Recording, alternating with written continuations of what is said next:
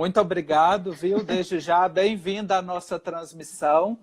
E é uma alegria muito grande a gente poder contar com a senhora nessa tarde de formação.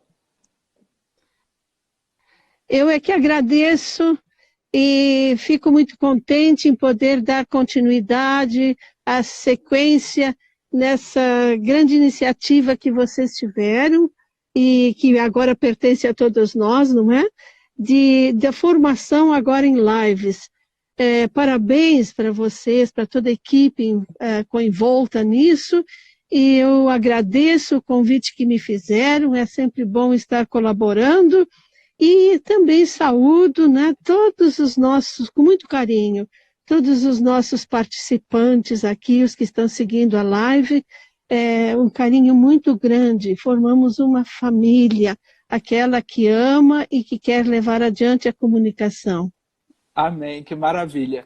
Irmã Joana, enquanto a gente estava tentando conectar, eu falei para os nossos agentes que já estavam aqui, já temos mais de 200 conectados, que eu tinha uma notícia maravilhosa para anunciar aqui na nossa live, que eu acabei de receber a confirmação. Nós, para esse período agora de pandemia, que a gente também precisa de estudar e que os nossos agentes estão tão sedentos, as edições CNBB liberaram o Diretório de Comunicação da Igreja no Brasil e o Guia de Implantação da PASCO para os nossos agentes acessarem online nesse período. Olha que notícia maravilhosa. Ah, que maravilha, parabéns.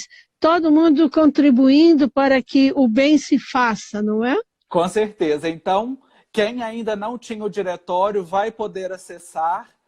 Logo, logo nós já vamos disponibilizar para que todos possamos conhecer. E para não perder mais tempo, nós temos a alegria de receber, com muita gratidão no coração, a irmã Joana Puntel, que é uma referência para todos nós. E vou fazer uma analogia aqui, nesse tempo em que a gente cultiva a esperança no nosso coração. A âncora é um dos símbolos para a esperança. E eu posso, sem medo de errar, afirmar que nos estudos de comunicação, a irmã Joana é uma pensadora âncora, porque ela nos traz a esperança da fé e nos traz toda a firmeza necessária para que a gente possa enveredar nas pesquisas de comunicação. É religiosa paulina, jornalista, doutora em comunicação, com muitíssimas obras aí à nossa disposição. Então, para conversar com a gente sobre documentos de comunicação da Igreja no Brasil, a irmã Joana Puntel. Reforçando, se quiser deixar aqui a sua pergunta, utilize a caixinha de interrogação que está bem aqui embaixo, que depois do pensamento da irmã Joana, da fala dela, nós vamos abrir a participação. É com a senhora, irmã. Muito obrigada, Marcos. Fico muito contente mesmo. O tema que me foi solicitado e que eu poderia contribuir aqui é sobre os documentos da Igreja sobre comunicação. E para aproveitar bem o tempo, eu vou desenvolver esse conteúdo em 3 pontos, alguns mais extensos, outros mais brevemente. E gostaria, porque é muito importante que a gente faça, adquira ou então revisite, né, o conhecimento, a compreensão e possa jetar sempre mais luz na nossa prática a partir de princípios importantes que são os documentos da Igreja. Então, o primeiro ponto que eu desenvolveria aqui é a importância dos documentos da Igreja sobre comunicação. Porque quando nós falamos em documentos de Igreja sobre comunicação, nós estamos falando sobre o pensamento do magistério da Igreja sobre comunicação. Nós pertencemos a uma igreja, a uma instituição. Então, existe um fio condutor muito importante que tem todos os princípios, não é camisa de força, mas os princípios que vêm baseados em aspectos, fundamentações bíblicas, patrísticas, a doutrina própria da igreja através dos tempos, enfim, tudo isso faz parte e os nossos documentos sobre comunicação estão baseados nisso, de maneira que não é uma ideia fenomenal mais individualizada, individual de alguma pessoa. Inclusive, os documentos, eles passam por vários departamentos lá no Vaticano e certamente aquele da doutrina da fé vai olhar se tem alguma coisa que está contra ou então se segue ou é fielmente a doutrina da igreja. Aquele da parte bíblica, da parte pastoral e assim por diante. De maneira que nós, quando sai um documento da igreja, nós temos a plena certeza de que os princípios estão aí. O que vai modificando depois é a maneira de transmiti-los, é a linguagem. E eu gosto sempre de uma frase que uma vez eu cunhei e acabei dizendo para que as pessoas compreendam. Os princípios não envelhecem, eles se revestem. Quer dizer, os princípios estão lá. Jesus Cristo, o Evangelho, mas à medida que a sociedade vai se desenvolvendo, nós vamos tendo outros tipos de percepção dos princípios. Então aí entram as linguagens, entra a prática, a maneira de lidar com as tecnologias, etc. Mas eu não posso abdicar dos princípios. E usando assim uma metáfora, os documentos da igreja sobre comunicação, eles trazem esse fio condutor desses princípios, então do olhar da igreja sobre as situações. De maneira que nós, para vivermos hoje, por exemplo, num mundo tão desenvolvido, né, na questão do ambiente digital e tudo isso, é tão interessante que quando a gente segue bem os documentos, a gente vai perceber lá que, depois vamos falar sobre isso, o documento Igreja, Internet, etc., já nos impulsionava para isso. É a prática que vem se desenvolvendo, mas então que alegria de perceber que a igreja sempre impulsionava, que a igreja sempre pedia que nós não abdicássemos dos princípios, mas que a gente seguisse o progresso, que aquilo que pode ajudar o evangelho a se tornar presente na sociedade fosse utilizado, fosse vivido. E a igreja, eu gosto sempre também de quando fala assim dos documentos, alguma pessoa tem dito, eu tenho escutado assim, né, com menos frequência, mas tenho escutado, documentos assim, parece uma coisa assim que cheira arquivo morto. Desculpe a expressão, mas eu acho que a gente pode fazer essa pergunta a si mesmo. Será que os documentos da igreja, para mim, para minha pessoa, eles estão cheirando arquivo morto? Se isso acontecer, nós temos muita urgência de ir revisitá-los, né? Eu realmente, quando pego alguns dos meus documentos e vejo assim que está tão, já as folhas amareladas, eu falo assim, mas ele não é arquivo morto. Ele está cheio de risquinho dentro, ele está cheio de partes que eu quis enfatizar. Mas então, dentro dessa questão, que não é um arquivo morto, mas tem alma aí dentro, eu gosto sempre de convidar a uma outra metáfora, que é a questão da raiz. Nós precisamos sempre olhar para a raiz. A nossa prática pastoral, ela precisa ter raiz. Quanto mais saudável é a raiz, mais frondosa é a árvore, mais benéficos são os frutos. E essa raiz, então, precisamos voltar a olhar essa raiz, que certamente é o Evangelho, a Eucaristia, mas depois os documentos, é a partir daí que os documentos vêm nos dar os princípios. E aí, então, nós vamos revisitando esses documentos, percebendo que existe um fio condutor de magistério da igreja que nos ajuda a olhar o mundo de uma forma que nós possamos dialogar com o mundo.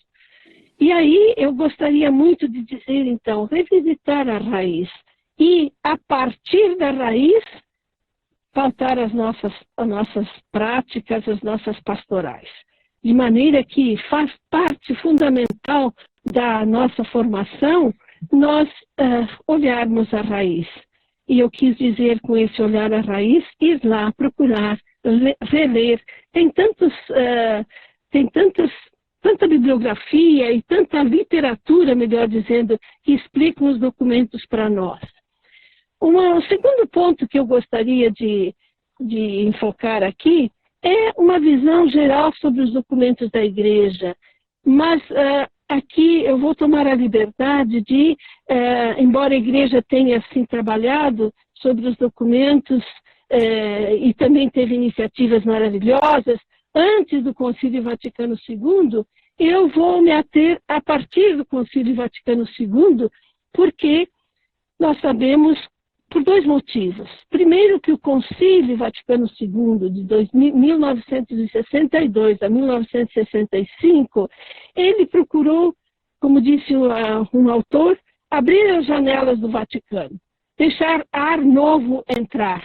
E isso não significa deixar entrar o mundanismo, mas deixar entrar o que as pessoas estão sentindo necessidade, as angústias, as alegrias, e ir ao encontro, com licença,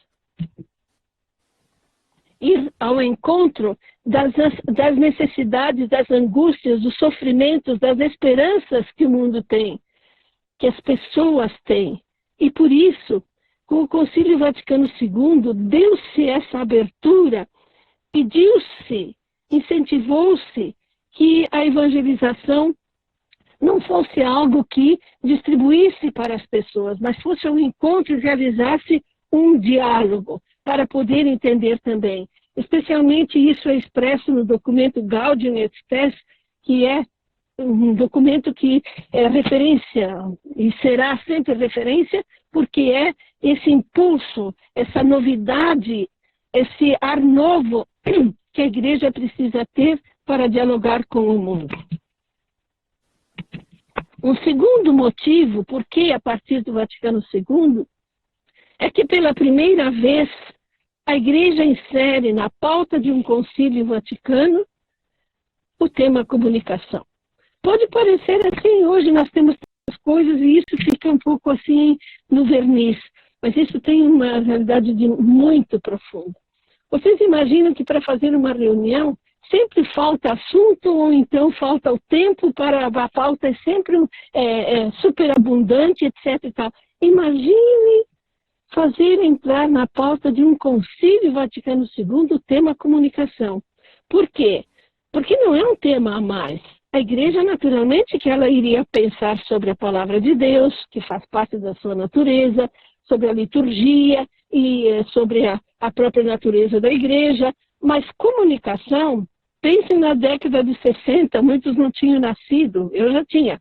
Então a gente sabe como que era a situação, e aí eu digo, e escrevi também, sobre o querer do Espírito. A gente não tem dúvida que foi o querer do Espírito que, na cabeça do Papa João XXIII, com os seus assessores, inseriu o tema comunicação. Lógico que, como a Igreja não entendia quase nada de comunicação, vieram as consequências. Mas é também um ensinamento. A gente nunca pode desistir daquilo que não compreende logo, mas se sente que é a força do Espírito, nós precisamos avançar, porque Deus, o Espírito, vai abrir os caminhos. E assim aconteceu. Aconteceu, então, que um dos documentos dos 16, né, entre os 16 documentos do Concílio Vaticano II, está o Inter Mirifica. Inter Mirifica, duas palavras latinas, com as quais começam sempre os textos, né, em latim, entre as maravilhas, isso quer dizer, são as duas primeiras frases. Mas acontece que esse documento sofreu as consequências de uma igreja não preparada. Mas, como eu disse, nós vamos esperar, nos preparar, vamos nos mexer para preparar, isso sim. E aí aconteceu que justamente nessa comissão não havia ninguém que sabia um pouco mais de comunicação, eram pessoas mais de dentro dos próprios padres conciliares, etc., de maneira que a comunicação não respirou muito, e ela foi também, digamos assim, para quem depois estuda, e algumas críticas que houveram, nós já fazemos isso. Por que a igreja vem agora atrasada a falar? Enfim, eu acho que a gente precisa, primeiro de tudo, ver essa parte positiva, que foi inserida dentro de um Concílio Vaticano II.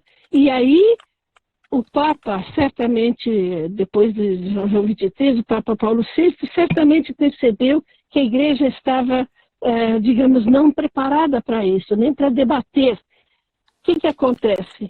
Foi trabalhando, certamente ele impulsionando, e outros cardeais e padres conciliares, foi impulsionando para que esse documento, que é tão pequenino, que tem só 2 capítulos, ele fosse também sendo um divisor de águas.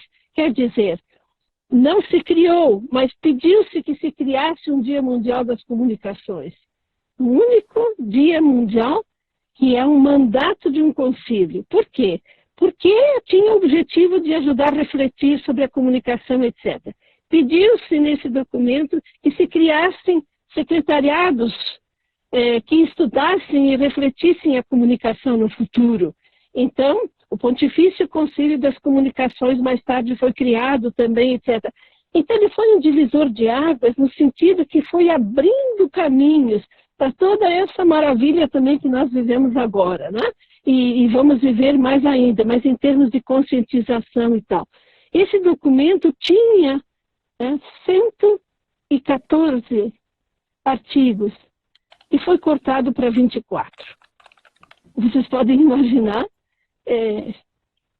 cortado para 24, assim, não plástico, quer dizer, não dançar. A igreja não estava madura, mas ele foi avante. E eu não tenho dúvida, como uma estudiosa também de todos os documentos e o que se seguiu, e antes também, eu digo, foi o querer do Espírito.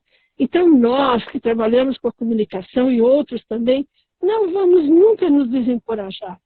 Porque quando existe a reta intenção, existe o ouvir o que o Espírito diz, ele vai levar à frente nas multiformes facetas desse mundo. Então, o Intermirífica, ele teve algo muito importante que fica registrado para nós. Deu-se com esse documento a aceitação oficial da Igreja para os meios de comunicação. Quem estuda realmente a história da Igreja do ponto de vista da comunicação vai perceber que foram várias as fases, não vou repeti-las aqui agora, mas sempre havia um pouco de desconfiança, havia os que queriam, havia os que viam com bons olhos, havia os que diziam que era coisa do demônio e assim por diante. Mas com esse documento dá-se a aceitação oficial da Igreja. Bem, então, o documento Intermirífica de capital importância, ele é um decreto. E seria bom, assim, muitas pessoas sabem, mas eu vou repetir, né? Existem documentos que são decretos, existem documentos que são instruções pastorais e também exortação. No caso, esse Intermirífica é um decreto. Decreto a gente já, pela palavra, pode deduzir. Aqui não vou entrar muito em particular, né? Mas decretos quer dizer diretrizes. Ele tem um caráter mais normativo. Então, é um decreto intermirífica, decreto do Concílio Vaticano II. E, ao passo que, sendo decreto, tem coisas mais assim, não tanto em tom pastoral, mas em tom mais de que a gente tem que praticar, tem que planejar para o futuro, etc. Aí percebeu-se a necessidade de mastigar esse documento. Então nasceu, 8 anos depois, um documento chamado Communio et Progressio. Esse Communio e Progresso quer dizer comunhão e progresso, em 1971. Então, vocês imaginam, esse documento é um dos documentos mais lindos que eu já li. Naturalmente que não tem as expressões de ambiente digital ou cultura digital como temos agora, 1971. Mas é um documento pastoral de uma maravilha incrível. Um documento que colocar em prática ou dizer como pastoralmente se pode aplicar o documento Intermirífica. Eu tenho alunos assim que já fizeram, por exemplo, um mestrado sobre a ética segundo a instrução pastoral Communion e Progresso. Quer dizer, vão depois fazendo os recortes, para dizer a profundidade e a maravilha que é esse documento Communion e Progresso. E eu queria também ressaltar que depois a igreja teve, nem tudo é perfeito, né? A igreja foi tendo assim um percurso de ascensão muito grande em se abrir para o mundo, mas teve também seus momentos de omissão. Por exemplo, desde esse documento 1971 até o 1992, são 20 anos mais ou menos aí, que a igreja não nos ofereceu nenhum documento sobre comunicação. E era um momento em que o mundo e a sociedade estavam se transformando tanto, e a gente não vai procurar as causas nesse momento aqui, mas quando se faz uma história, ou então mais a nível de pesquisa, se percebe. Houve praticamente uma espécie de descuido, transferências de pessoas, transferências de departamentos, etc. e tal, e a comunicação ficou um pouco. E aí, em 1992, a igreja retorna com um documento que se chama Etatis 9. Esse documento, Etatis 9, ele praticamente não traz nenhuma novidade, mas aqui eu queria chamar a atenção de alguma coisa importante. Mas ele teve, sobretudo, a intenção de reatar o fio condutor do magistério da igreja. Então agora, porque faz 20 anos que não houve a publicação de um documento, então agora a sociedade está assim, Olha, é muito importante essa questão da continuidade do magistério da igreja. Então, vai retomar o que a igreja tinha dito e como é que nesse mundo agora, que já está bem diferente, esses princípios precisam ser aplicados. De maneira que não houve interrupção nenhuma no pensamento do magistério da igreja. Aliás, aconteceram duas coisas em meio a isso muito importantes, que eu vou citar, porque nós temos documentos da igreja sobre comunicação, mas nós temos também o que a igreja pensa sobre comunicação espalhados em outros documentos. Eu vou citar aqui dois porque eles são clássicos. Por exemplo, em 1975, nós temos o documento Evangelii Nuntiandi, que é fruto de Paulo VI e é fruto de um sínodo sobre a evangelização no mundo contemporâneo. E ali tem alguns números em que diz, por exemplo, o número 45, a igreja se sentiria culpada se ela não fizesse uso desses meios de comunicação na evangelização. E depois, sobretudo, o número 20, aonde diz assim, o grande drama da nossa época é a ruptura do diálogo entre fé e cultura. Olha, essa frase já ficou clássica. E por quê? Porque realmente era assim, a evangelização e a sociedade iam de forma paralela. E o drama era essa ruptura do diálogo entre um e outro. De maneira que a preocupação do sínodo com a evangelização no mundo contemporâneo era dialogar com a sociedade e a sociedade poder compreender o que a igreja estava dizendo. Isso significa revolução de métodos pastorais, revolução de linguagens, revolução da nossa mentalidade, né? Sair do conservadorismo de que sempre foi assim, mas ir ao encontro das pessoas, etc. Então, esse documento, que é chave, ele tem especificamente esses dois números que eu citei agora. Depois, em 1990, um documento chamado Redemptoris Missio, que é obrigatório a gente dizer esse documento. Redemptoris Missio quer dizer missão do Redentor. Veja bem que é um documento sobre o quê? Sobre as missões. E lá, o Papa João Paulo II, no número 37, letrinha C. Olha só, como uma bomba, uma revolução pode estar numa letrinha de um número, né?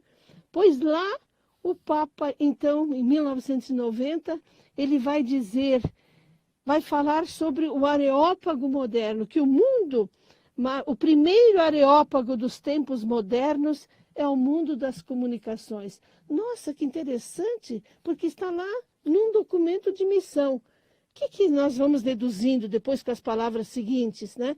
Que a comunicação é um ambiente de missão. Ela precisa ser missionária e precisa ser missionada. Quer dizer, ela precisa evangelizar e ela precisa ser evangelizada. E está lá, num documento sobre missões. Então, diz, os meios de comunicação social alcançaram tamanha importância que são para muitos o principal instrumento de informação e formação, de guia e inspiração dos comportamentos individuais, familiares e sociais. O que nós estamos vivendo hoje? Olha que interessante. A igreja já, a sua percepção antes. Talvez, olha o que diz o Papa, talvez se tenha descuidado um pouco deste Areópago. Deu-se preferência a outros instrumentos para o anúncio evangélico e para a formação, enquanto os mass media, a expressão da época, né, foram deixados à iniciativa de particulares ou de pequenos grupos, entrando apenas secundariamente na programação pastoral. Olha, minha gente, isso aqui, não vamos deixar que isso aconteça de novo, mas isso aqui, a pastoral da comunicação, ela foi deixada um pouco de lado e foi passando.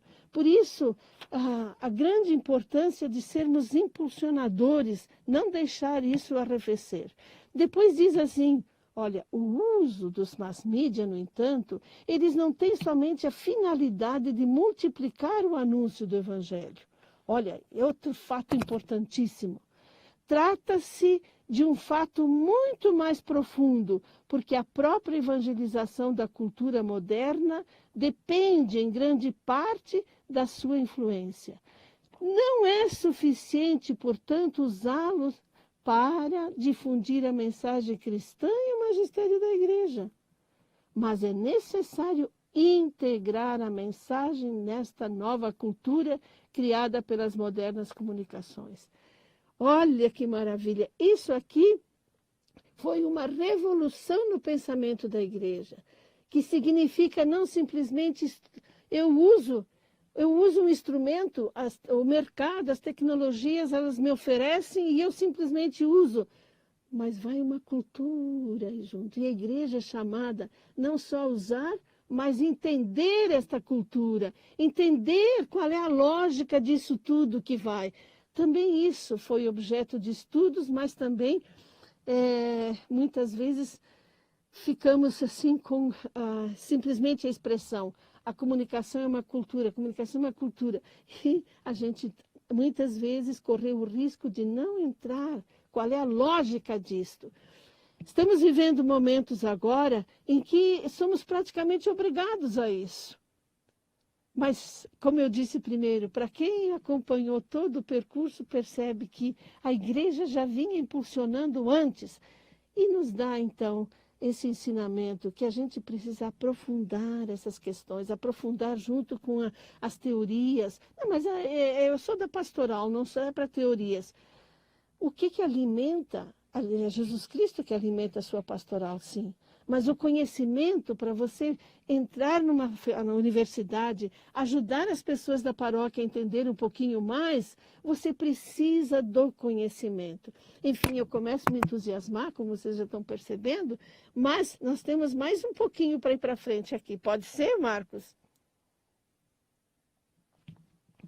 Posso ainda ir mais um pouquinho? Então, aqui, depois, conforme o tempo foi, assim, os anos foram passando, a gente fica se perguntando assim, nossa, chegou um tempo em que precisava muito falar sobre a ética, porque o mundo estava se desenvolvendo, a publicidade se desenvolvendo, os meios de comunicação também, era uma coisa praticamente nunca vista. E será que a igreja se preocupou com a ética? Sim. Quem às vezes não sabe disso, vai buscar lá. Né? Se tem dificuldade de adquirir o documento, pode ir lá no Vaticanvá e desce na internet que você encontra. O primeiro deles nós temos assim, ó, Ética da Publicidade. São documentos assim breves, mas com os princípios. Então é maravilhoso como a igreja vai se preocupando, vai dizendo os seus princípios e sempre pensando assim, né? Não é uma camisa de força, a igreja vai sugerindo. E aqui também outro, a ética nas comunicações sociais. E um particular acento nesse ética, alguns princípios éticos relevantes. E ele então vai dizer que a ética, vai repetir isso mais adiante num documento sobre ética na internet também, que sempre as comunicações sociais, a finalidade fundamental é a pessoa e a comunidade humana. Então, já pensou, por exemplo, nas escolas, fazer uma pesquisa, ou mesmo nas paróquias, ou onde nós estivermos, assim, ó, o que a gente está vendo nos meios de comunicação?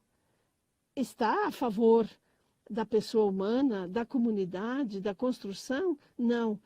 Pois é, mas o que nós vamos fazer? A gente é impotente e tal.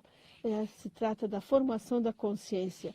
A gente está preparando alguma coisa importante para um curso EAD também sobre o senso crítico, né, para o futuro, porque precisamos também ajudar as pessoas a serem conscientes. E não é para dizer sim, dizer não, é para formar a consciência. Então, ética nas comunicações sociais. Está lá, ética nas comunicações sociais.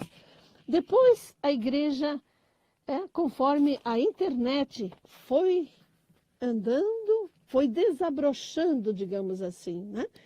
A igreja foi se preocupando também. Mas será que então a igreja disse uma palavrinha sobre igreja e internet? Sim. 2 documentos muito importantes, assim, olha, Igreja e Internet e Ética na Internet. Olha, são maravilhosos. E a igreja melhorou também o seu estilo de dizer as coisas. Tá? Se é que a gente pode fazer uma comparação. Mas um estilo fora de série, começando, sabe por quê? A igreja não impõe mais, ela nunca impôs. Mas a maneira de falar, muitas vezes nos documentos, era assim como se alguém já tinha que praticar. Sim, a igreja oferece. E aqui a gente percebe que ela traça qual é a situação, as ambiguidades que tem, mas ela vai também dizendo assim, em outras palavras, você que decide. Eu achei nesses 2 documentos uma postura de igreja tão impressionante que ela respeita a pessoa. Com isso, não vamos dizer que ela não respeitava antes. Eu estou falando de estilo. O estilo dos documentos onde respeita a pessoa. Olha, tem esta situação, tem esta outra, e aqui são motivos de preocupação e tal, mas é você que decide. O respeito à liberdade. Então, isso significa, a gente pode, vai depreender disso que a importância de formar a pessoa humana, mas não impor. Ela é que vai decidir, mas nós temos que oferecer. E tem uma frase tão bonita, uma frase forte do Papa João Paulo II, naquelas vigílias de Pentecostes que fazem lá na Praça São Pedro. Eles sempre convidam pessoas de outras denominações religiosas, por exemplo, os monges budistas, os taoístas e assim por diante, para rezar. E tem uma frase do discurso de João Paulo II que eu ainda preciso novamente localizar, mas guardei muito no coração, que ele fala assim, ó, porque o evangelho não se impõe, se propõe. Eu acho que isso é um ensinamento tão grande. Porque não se impõe, se propõe. A pessoa vendo que nós temos tanto amor, que nós testemunhamos a nossa vivência tão forte, aquilo já fica uma evangelização, além do conteúdo que nós estamos falando. O contrário também, porque quando falamos alguma coisa e temos um comportamento tão diverso, alguém cutuca o outro e diz assim, olha quem fala, né? Quer dizer, acontecem essas coisas também. Quer dizer, nós mesmos lidando com a comunicação, a gente não impõe. A gente tem convicção, a gente tem amor. Passa pelo meio das máquinas, sabe, o nosso amor. As pessoas percebem o entusiasmo que a gente tem. E elas, então, a graça de Deus move no coração das pessoas. De maneira que aqui nesses dois documentos, e especialmente desse Igreja Internet, tem o número 11, ele vai dizer uma coisa tão bonita, que é o seguinte, vai fazer um apelo, olha, isso aqui é 2002, vai fazer um apelo grande aos líderes da igreja. As pessoas que ocupam lugares de liderança em todos os setores da igreja precisam compreender os meios de comunicação social, aplicar esta compreensão, etc. E vai. Depois ele diz, isto é válido tanto para a internet como para os meios de comunicação. E ele vai dizer, então, que esses líderes são pessoas, assim, professores, reitores de universidade, reitores de seminários. A gente também levou tanto tempo para a gente poder convencer e algumas pessoas perceber que a comunicação era necessária. Quem tem bastante história, né, vivida assim na Pascom e na Pastoral da Comunicação ou na igreja, assim, sabe o quanto difícil convencer as pessoas de que a comunicação era necessária. Porque a comunicação, infelizmente, era entendida sempre como instrumento, reduzida a instrumento, reduzida. Então, cuidado. Ontem eu gostei muito quando o meu querido amigo Moisés enfatizou bastante aqui a comunicação, um processo muito mais amplo, não reduzido a instrumentos. Nós temos, os pesquisadores temos batido muito em cima disso, né? Para que se alargue o conceito, e aí nós temos o sentido antropológico, sociológico da comunicação, etc. Então, depois tem uma palavrinha aos agentes de pastoral, que são sacerdotes, diáconos, religiosos, etc., vai incentivar também. Depois, quanto às pessoas diretamente comprometidas nos meios de comunicação, é quase supérfluo dizer que devem dispor de um treinamento profissional. Mas é preciso, porque a palavra de Deus precisa ser bem revestida. Depois vai dizer uma palavrinha para os educadores e catequistas. Olha, 2002. Depois as universidades, os colégios, as escolas. Tá? Depois diz aos pais. Precisaria fazer uma live, né? Com isso eu não estou assim... Mas muitas lives vão ser feitas ainda na vida, né? Não é mesmo, Marcos? E aí, certamente, poder-se-á falar sobre essa questão, por exemplo, aos pais, a educar para o digital e assim por diante. E tem uma novidade aqui. Eu nunca tinha visto, mas pode ser que exista, também uma palavrinha para as crianças e os jovens. Pois as crianças constituem uma faixa enorme de usuários da internet, não é mesmo? Então, uma palavrinha para eles também. Quer dizer, são contemplados aqui como sujeitos. Depois, então, esse da ética. Novamente vai repetir que na internet, como nos demais meios de comunicação, tudo tem que estar a serviço da pessoa, estar a serviço da comunidade. Então a gente diz assim, mas é política. Pois é, mas se é uma política do ódio, então não está a serviço da pessoa. Mas se é política, o nosso ser, nós somos seres políticos, e eu li uma coisa tão bonita esses dias do grande antropólogo Edgar Morin, que ainda vive, né, com seus 90, quase 100 anos de idade, e ele fala assim, precisamos desenvolver a política da humanidade. Eu quero ler e aprofundar um pouquinho mais isso. Política da humanidade, quais são esses valores humanos que nós encontramos nesses documentos e que a igreja está chamando a atenção. Eu queria também dizer que o nosso Papa João Paulo, o último documento que a gente tem registro, é um documento sobre... agora perdi aqui um pouquinho. Sim. Um documento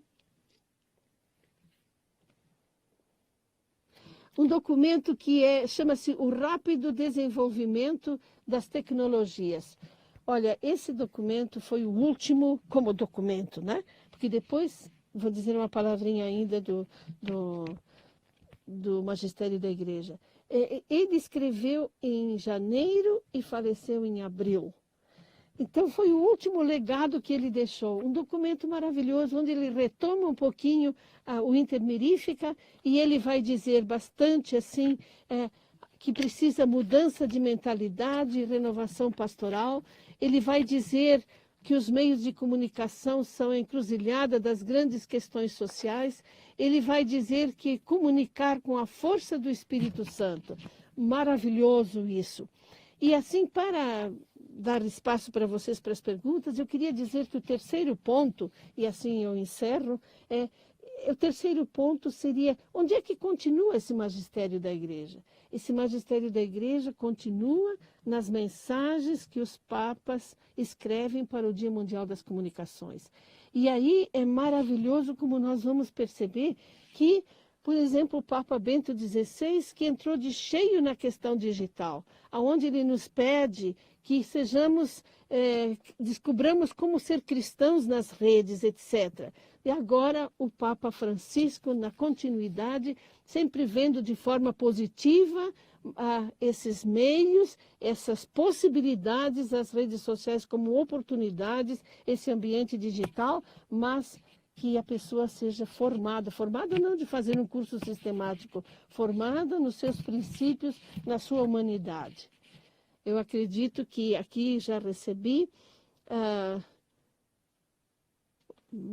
Marcos não vai conseguir falar? Marcos não consegue. Vai colocar as perguntas na tela. Vai colocar as perguntas na tela, Marcos? E você responde. Você está me ouvindo? Será que ele não consegue escutar nem falar, então ele vai colocar as perguntas na tela. Ele não escuta? Não. Ele fez assim. Isso, aqui tem a pergunta, viu? Qual a dica para trabalharmos os documentos da igreja sobre comunicação com os agentes da PASCOM? Pode ser feito encontros, não é? Recentemente a gente fez um encontro sobre o magistério da igreja e a comunicação, os documentos, ali em Manaus, para os agentes da PASCOM. Eu acredito que é muito, muito importante, a gente é só providenciar e a gente pode dar esse curso ou então oferecer, criar as oportunidades. Vocês têm também bastante literatura nesse sentido, é só organizar. Também queria dizer que as pessoas que estiverem interessadas têm o curso Paulinas Cursos EAD, aonde a gente desenvolve os documentos da igreja sobre a comunicação, um estudo que está neste livro aqui, mas o curso pode ser feito em EAD. Vamos ver mais uma aqui. Quais documentos podem ser indicados para a PASCOM que não tem nenhuma propriedade sobre a teoria? Eu acredito que começar a ler os documentos sem um estudo que ajude a interpretar fica um pouco difícil. Mas vocês, como eu disse, e o Marcos também falou no início, existe bastante bibliografia, literatura sobre isso. Vocês podem, inclusive, procurar ou em Paulinas, ou então entra nesse curso EAD, que vai ter toda a bibliografia.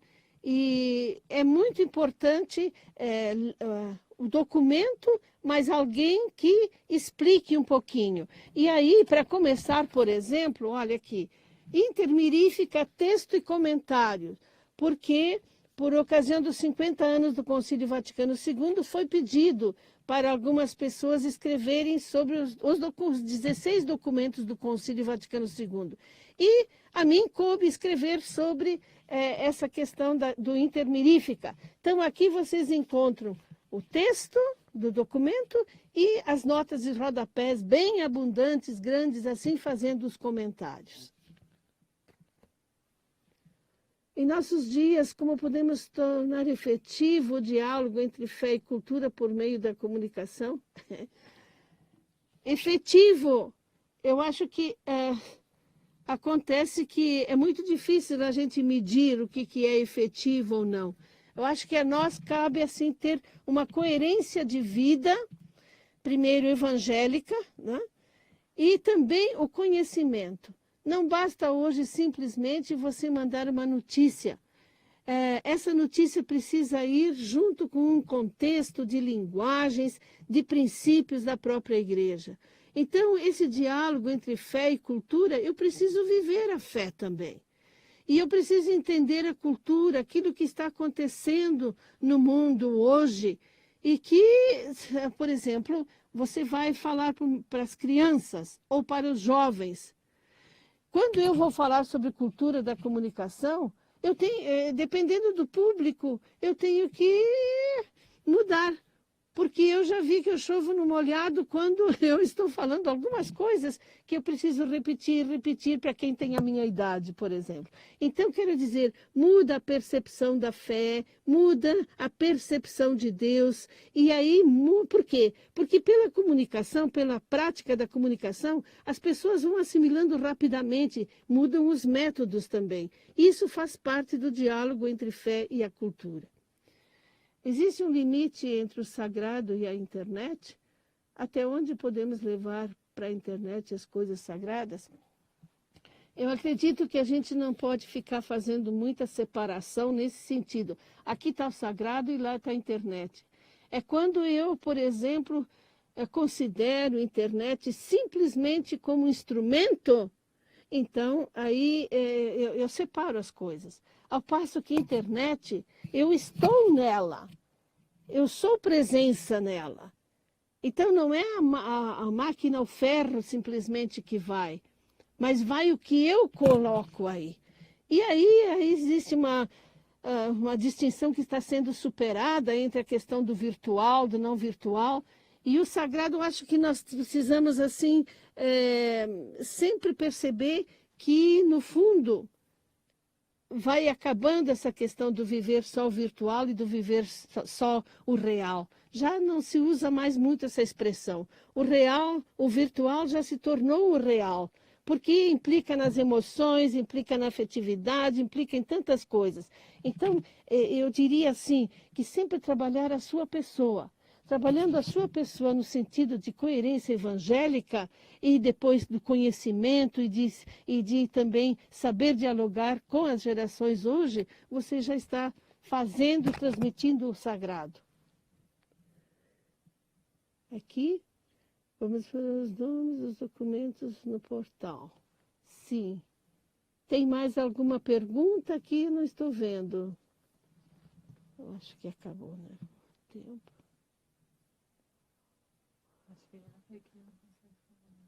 É isso aí, não. Pronto. Acabou. Muito bom. Se despeça aí. Bom, eu quero então agradecer todo esse tempo em que vocês seguiram a gente aqui. Agradeço. Agradeço pela disponibilidade de vocês em me ouvirem e vamos estudar os documentos da igreja porque vamos praticar melhor a pastoral. Muito obrigada, um abraço muito grande a todos.